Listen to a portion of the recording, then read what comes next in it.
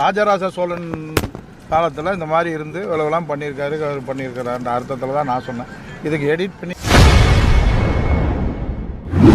அமைச்சர் மூர்த்தி ஆண்ட பரம்பரை என சாதி குறித்து பேசியதாக வீடியோ வெளியாகி வைரலாகி வரும் நிலையில் அதை தான் தவறான நோக்கத்தில் பேசவில்லை எனவும் சிலர் வேண்டும் என்றே தனது பெயருக்கு களங்கத்தை ஏற்படுத்தி வருவதாகவும் ஆதாரத்துடன் செய்தியாளர்களை சந்தித்து அமைச்சர் மூர்த்தி தெரிவித்துள்ளார்.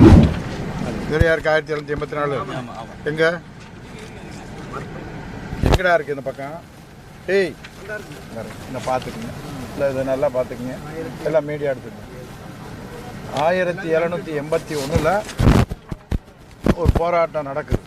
அந்த போராட்டத்தில் மொத்தத்தில் 5000 பேர் இறந்து போயிடுறாங்க. அந்த 5000 பேரும் இது கெஜெட்டு, நான் சொல்கிறது கெஜெட்டில் ஆங்கிலேயர் படிக்க அது ஆங்கிலேயரே பதிவு பண்ணியிருக்கிறாங்க. சரியா? இந்த தான் கெஜெட்டு புக்கு. சரியா? இது நம்மது இல்லைங்க, இது பூராமே கெஜெட்டு புக்கு. இந்த கெஜெட் புக்கில் மதுரையை பற்றி பூராமே இருக்குது. அதில் இந்த மாதிரியெல்லாம் இறந்துருக்குறாங்க. அந்த காலத்தில் படிக்காத காலத்தில் இவ்வளோ வரலாறு இது விட்டுட்டீங்க. இப்போ நீங்கள்லாம் படித்து வந்திருக்கிறீங்க, அவ்வளோ தெளிவாக வந்திருக்கீங்க. வர்ற காலத்தில் வரலாறுகளையும் பார்க்கணும். அதே சமயத்தில் நீங்கள் போகிற வேலையில் எல்லாரையும் சமுதாயத்தை அணுகணும். நான் மந்திரின்றவன் எல்லா சமுதாயத்துக்கும் பொதுவான ஆள், அரசுக்குன்ற மாதிரி கேசட் இருக்குது, கேசட்டை தர்றேன்.